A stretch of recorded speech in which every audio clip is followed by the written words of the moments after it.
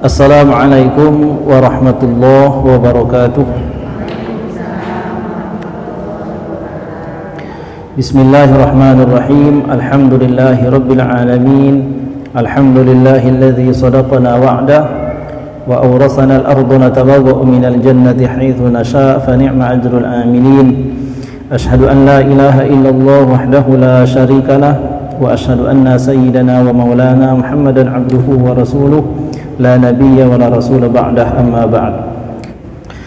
Sekarang kita masuk pada pembahasan mengenai rukun-rukun i'tikaf. Bismillahirrahmanirrahim. Qala al-muallif rahimahullahu ta'ala nafa'ana Allahu bihi wa bi'ulumihi fid dharain amin. Arkanul i'tikafi arba'atun. Rukun-rukun i'tikaf itu ada 4. Ada yang masih ingat apa itu rukun? Apa bedanya rukun dengan syarat? Rukun, ada rukun kan? Ada rukun, ada syarat.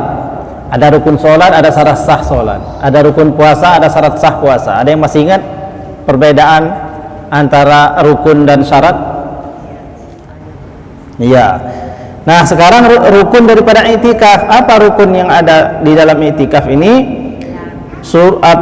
Arkanul i'tikafi arba'atun. Rukun i'tikaf itu ada 4. Yang pertama adalah an-niyatu, yakni niat. Harus ada niatnya. Tanpa niat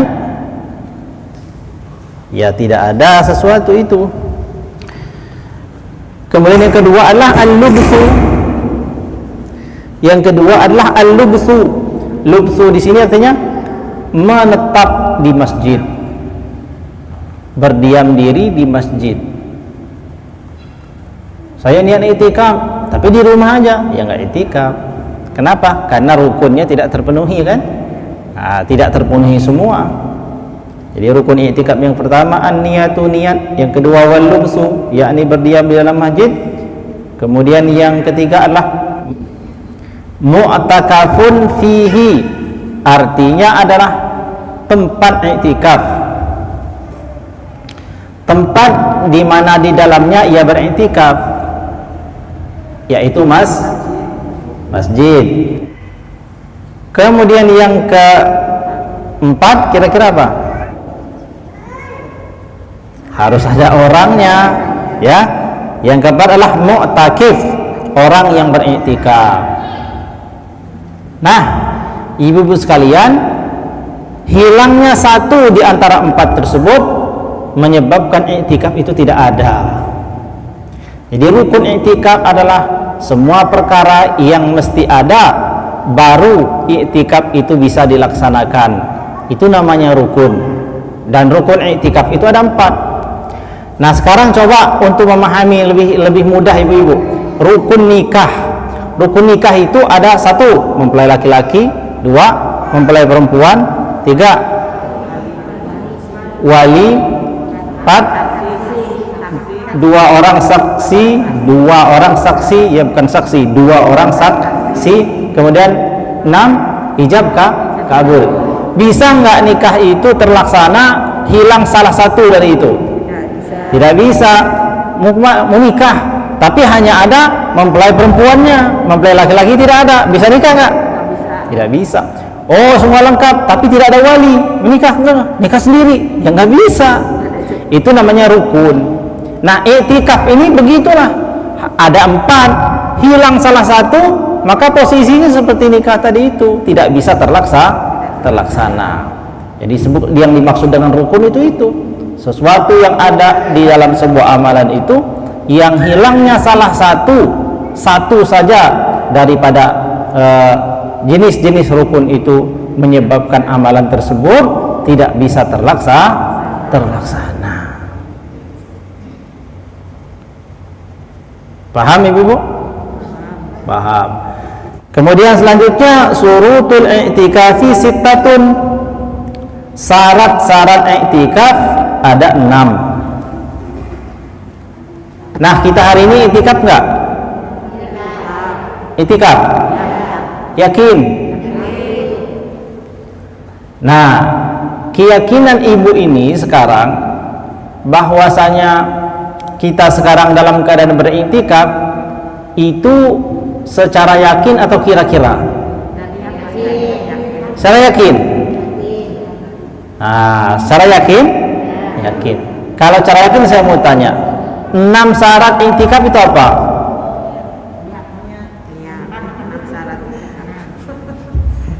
Tadi rukun, sekarang syarat.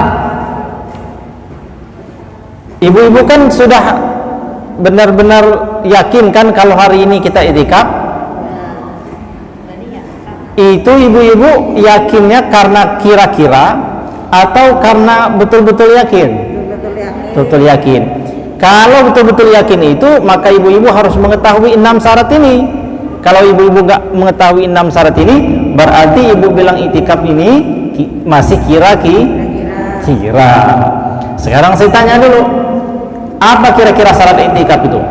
1? Hah? Wah, benar. 2?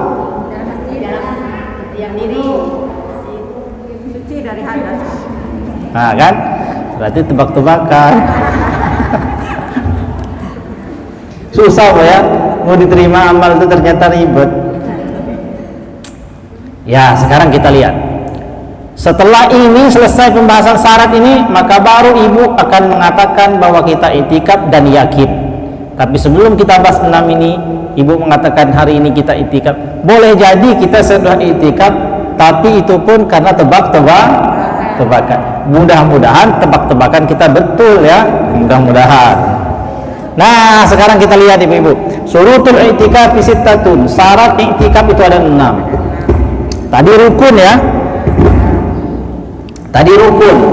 Jadi rukun itu ibu-ibu kaitannya itu dengan sarana prasarana, ada tempatnya, ada orangnya, kan gitu kan? Nah, kalau syarat ada kaitannya juga dengan itu tapi lebih banyak. Syurutul i'tikaf sittatun. Syarat i'tikaf ada 6. Yang pertama, an-niyatu, niat. Ibu-ibu sudah betul tadi menjawabnya. Syarat yang pertama dari i'tikaf adalah niat. Liqaulihi sallallahu alaihi wasallam, berdasarkan perkataan atau sabda daripada baginda Nabi sallallahu alaihi wasallam, innamal a'malu binniyati. Sesungguhnya tiap-tiap perkara amal itu adalah bin niyati, dengan niat. Artinya sesuatu yang tidak disertai niat tidak dianggap sebagai amal. Ketika ibu-ibu ingin beramal, amalnya berupa i'tikaf, maka ibu-ibu harus berniat untuk beriktikaf. Jadi syarat i'tikaf yang pertama adalah niat. Tadi ibu-ibu sudah niat i'tikaf? Sudah? 1 ya. Boleh jadi benar nih i'tikaf kita. 1 sudah kan? Sudah berniat kita. Yang kedua, ayyakuna fi masjidin khalisin al-masjidiyah fala yasihhu fi nahwi musalla aw ribat. Syarat yang kedua adalah i'tikafnya seseorang itu harus di dalam masjid yang murni. Apa masjid yang murni? Dia memang betul-betul masjid, bukan masjid yang difungsikan untuk perkara yang lain. Contohnya seperti pondok. Pondok itu gini, bukan berarti nggak sah i'tikaf di masjid yang ada di dalam pondok, bukan. Tapi tempat i'tikafnya itu bukan sekedar masjid, tapi juga pondok, artinya tempat menginap, tempat semua perkara-perkara dilakukan di situ seperti rumah, ya, maka tidak sah meskipun itu dijadikan sebagai masjid. Yang sah itu di masjid yang murni, seperti masjid kita ini murni, tidak ada difungsikan untuk yang lain, bukan tempat minap ya, bukan tempat minap, artinya bukan sebagai asrama orang yang tidur dalam bentuk asrama seperti pondok-pondok pesantren itu, bukan, tapi dia memang dihususkan sebagai masjid. Atau musola tidak sah. Maksud musola itu apa? Musola di dalam kitab beda dengan musola bahasa kita. Musola kita itu juga disebut masjid sebenarnya. Hanya saja yang dikatakan musola di dalam kitab itu bukan musola seperti kita ini, tapi tempat-tempat sholat yang ada di rumah orang itu musola namanya. Tapi kalau musola kita ini sebenarnya itu masjid, ya. Hanya saja istilah tidak ada istilah musola itu di dalam pelajaran di dalam kitab-kitab. Jadi kalau kita buka kitab itu namanya masjid, semua itu masjid di mana dilaksanakan tempat sholat berjamaah itu dikatakan sebagai masjid. Jadi musola itu masjid juga. Hanya bedanya adalah itu tidak dipakai sholat Jumat. Nah, masjid yang dipakai untuk sholat Jumat itu disebut dengan masjid jami. Sedangkan masjid yang tidak dipakai sholat Jumat seperti musola itu disebut masjid saja, ya. Jadi masjid juga itu. Lalu bagaimana sekarang kesimpulannya, sah nggak kalau kita itikaf di musola? Sah ya, sah. Karena musola itu juga masjid. Yang nggak boleh itu musola, yakni musola yang ada di rumah. Kita sediakan ruang khusus. Nah ini secara umum demikian. Jadi iktikafnya harus di dalam masjid. Nah sekarang lihat, kita ini di masjid. Apakah kita ini sudah di masjid?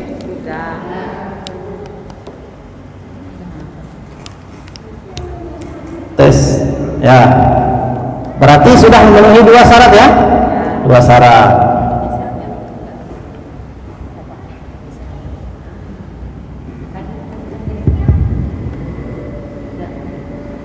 Ya, terima kasih. Baik, selanjutnya yang ketiga. Syarat yang ketiga adalah al-lubsu fihi fawqa tuma'ninatis shalah. Seseorang berdiam diri di tempatnya iktikaf itu, yakni di masjid, selama waktu di atas tuma'ninah.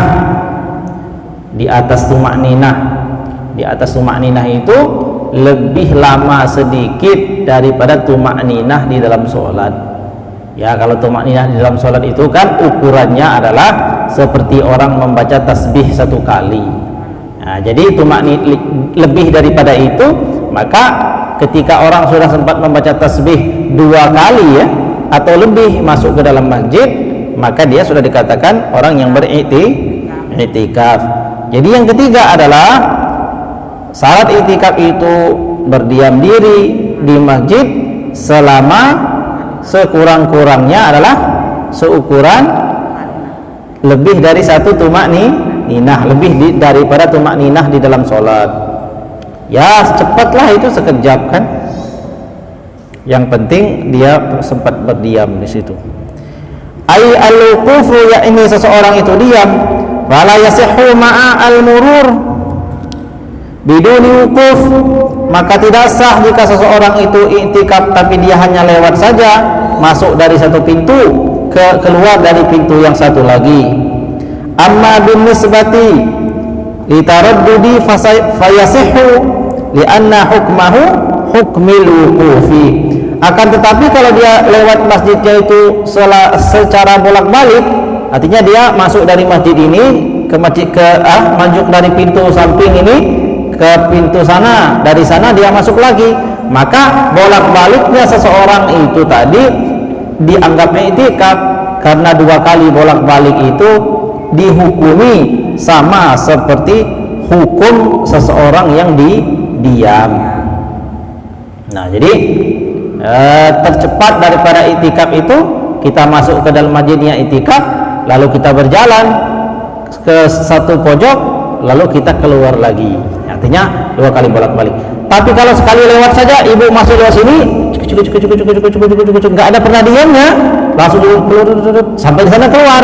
Nah itu tidak dihitung iktikaf. Tapi kalau bolak-balik, maka dihitung iktikaf. Kapan ibu jatuh iktikafnya?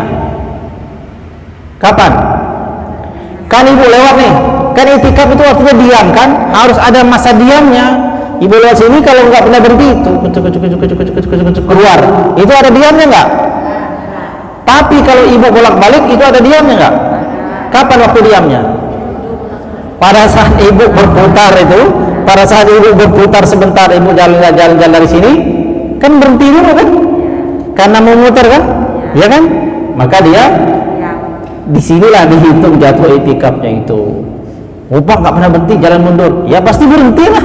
Namanya dia maju, ketika dia mau mundur pasti ada berhenti kan? Nah meskipun diamnya sekali ini dapatlah dia pahala itikaf. Jadi kalau berjalan saja dari pintu ke pintu tanpa ada berhenti tidak dihitung itikaf, tapi kalau dia bolak-balik dihitung itikaf. Paham ibu ya? Nah ini syarat yang keberapa? Syarat yang keberapa? Syarat yang ketiga. Itu tadi syarat yang ketiga.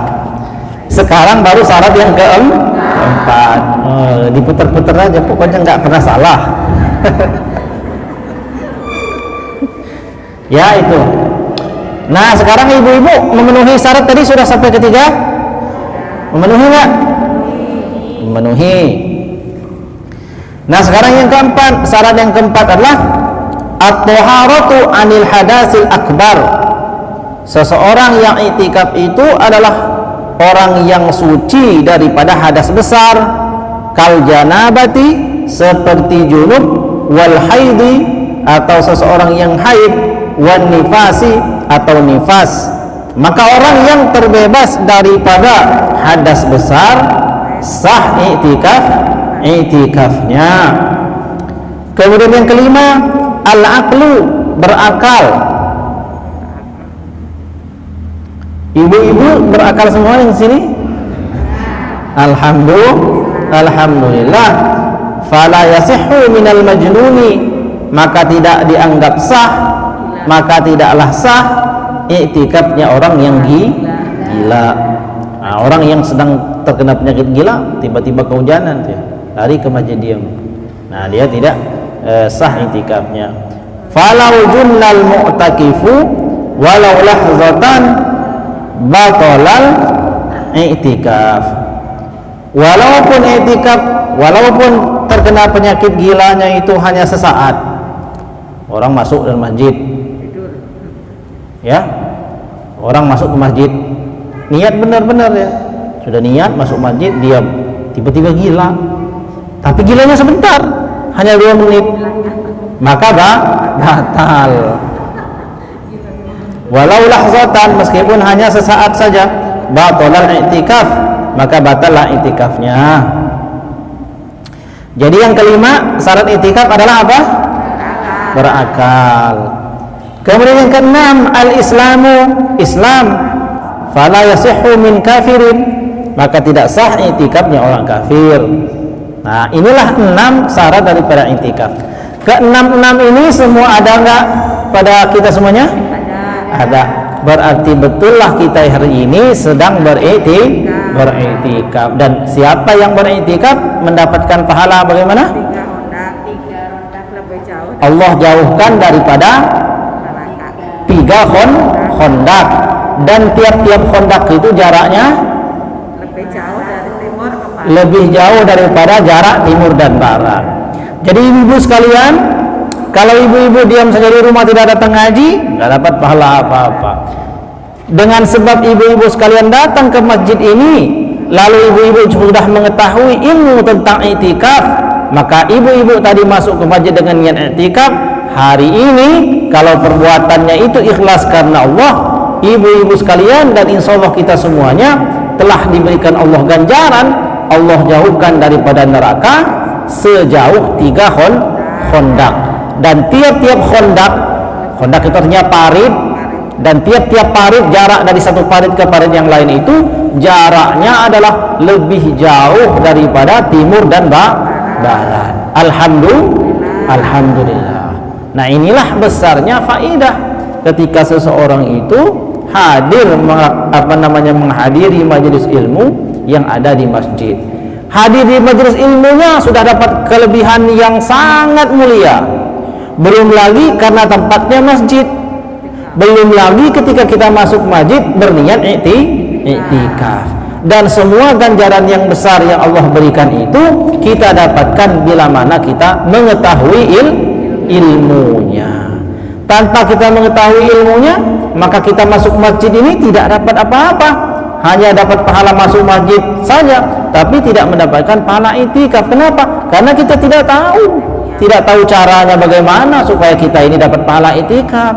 Nah, karena kita sudah belajar ilmu tentang i'tikaf, maka setiap kita masuk masjid dimanapun masjid itu, maka kita berniat i'tikaf. Nah, kira-kira syarat i'tikaf yang 6 ini sudah lengkap semua?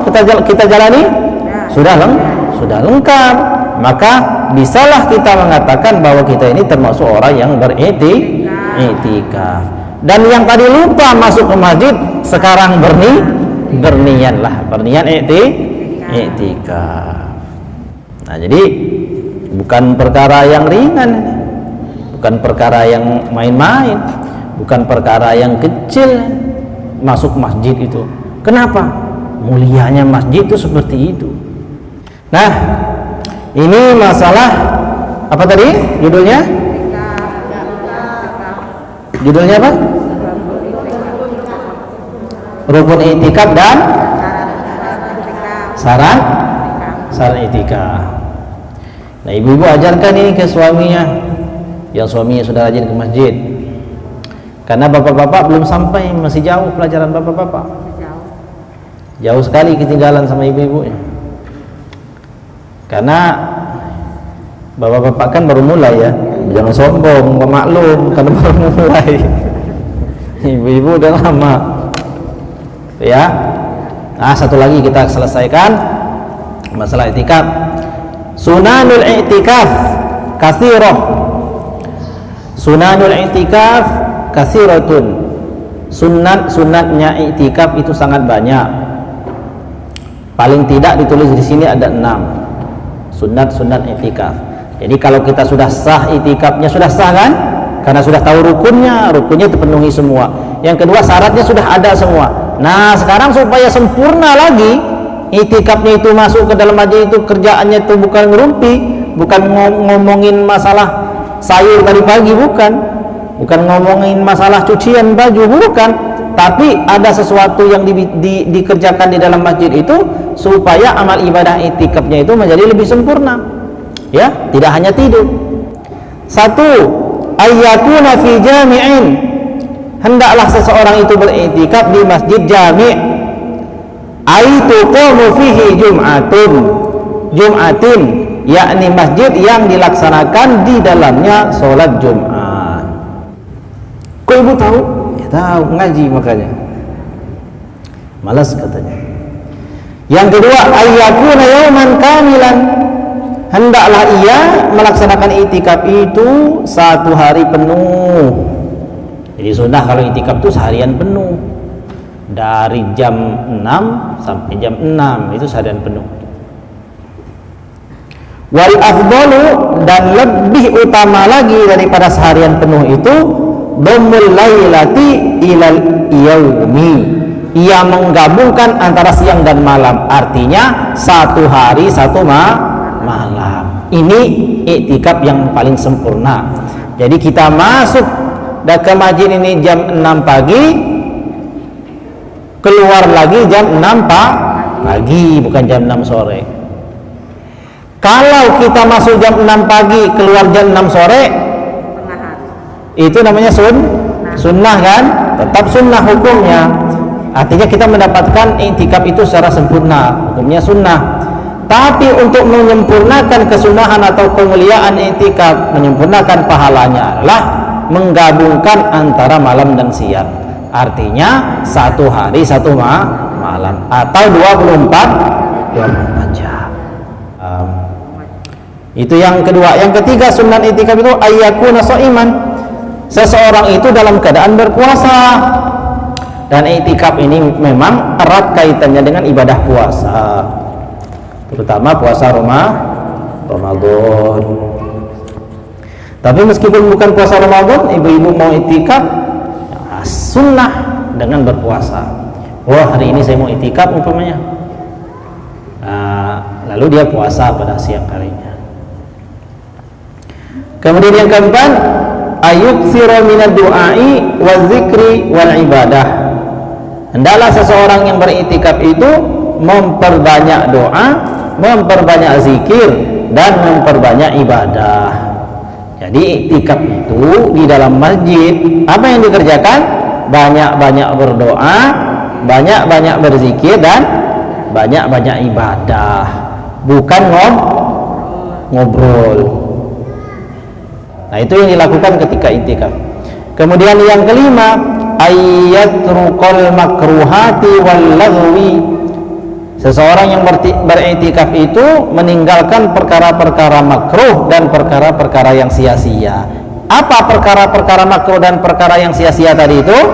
Ya, yang tadi kita bahas tadi itu, ngobrolin masalah cucian, ngobrolin masalah sayuran, kemudian apa lagi?